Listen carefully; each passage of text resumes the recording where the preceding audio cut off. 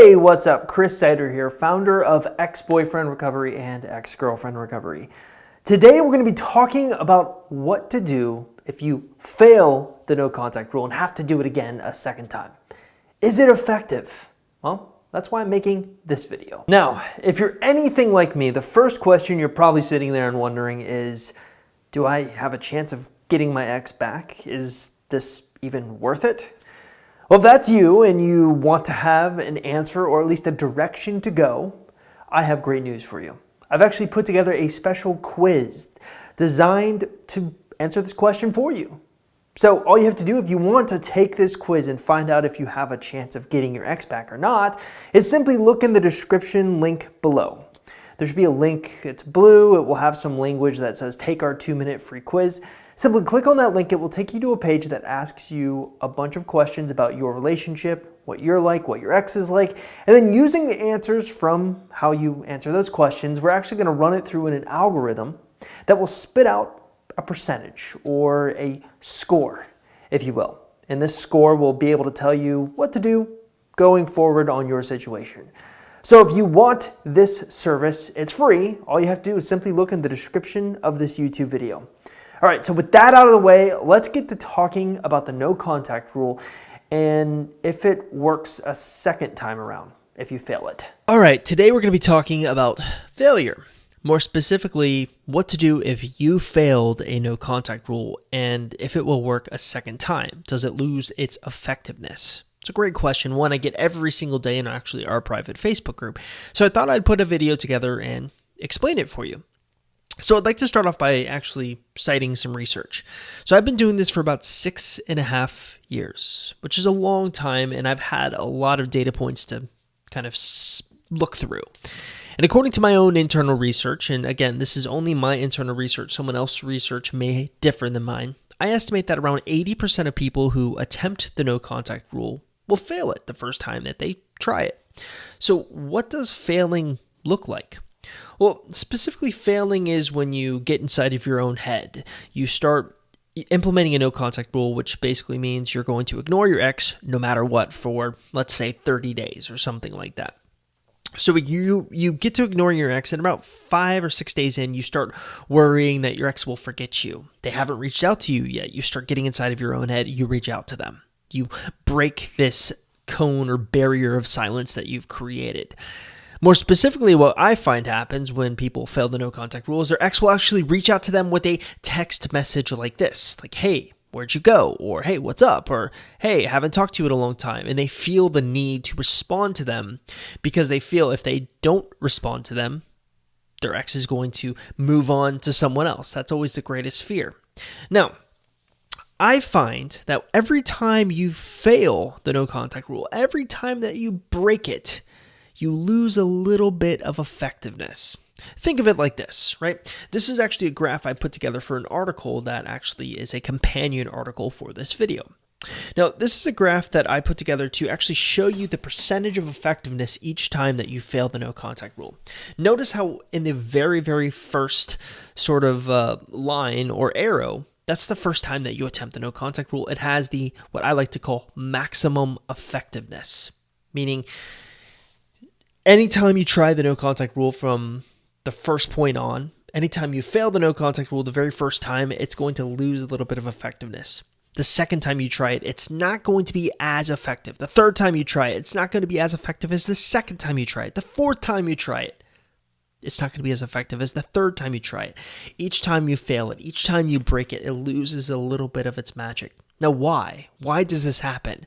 Well, in my opinion, people are really great at picking up patterns. And if they pick up a pattern when things don't go your way, you immediately jump into this no contact period for a month, let's say, or 21 days. Let's go even shorter, 21 days.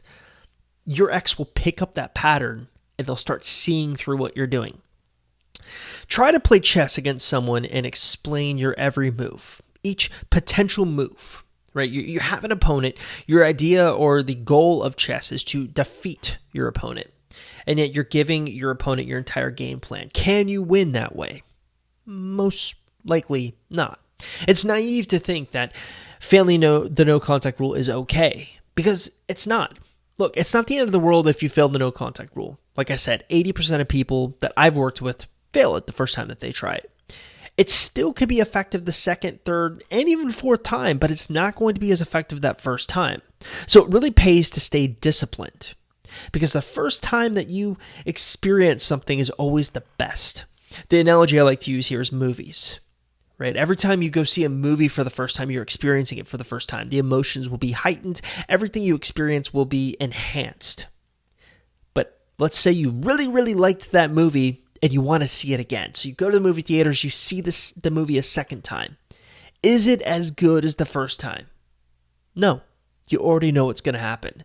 It's still effective at creating those emotions within you. It's still effective at making you feel, but it's not as effective as the very first time. The same thing applies with the no contact rule. Now, the question now becomes, well, if you're constantly failing the no contact rule, what can you do to not fail the no contact rule? This is a tricky question because I've thought a lot about this. And in fact, when I first started my website, I would write articles about how you can stay in the no contact rule. And what I found is that almost everything that I recommended wouldn't work. In fact, there's only been one thing I've ever seen work to help individuals stay within the no contact rule, and that is accountability. Now, you might see here the slide, I've got battle buddies and accountability. Well, the battle buddies is a thing that's actually very specific to our private Facebook group. So if you don't know, we actually have this private Facebook group where we actually help people going through breakups. The only people I let into the private Facebook group are clients or anyone who's bought any product from us. So if you want to get access to the private Facebook group, you can either buy access directly, go into our website or looking in the description, or buy any of our products. And I believe you'll have an opportunity to get in there. Now, on the private Facebook group, we've instituted something that we've called battle buddies. It's like a buddy to help you go through this battle of trying to get your ex back, right? It's kind of a clever play on words. And what it is simply that if you want, we can partner you up with someone else who doesn't have a battle buddy and is going through a breakup that is sometimes similar to yours. And you guys can hold each other accountable. So anytime that you're worried that your ex is forgetting about you, or you're having trouble with the no contact rule, and your thumb is hovering over the send button to send your ex a text message, you can instead send that text message to your battle buddy or talk to your battle buddy about it. And they can hold you accountable and kind of talk you down off the ledge of breaking the no contact rule.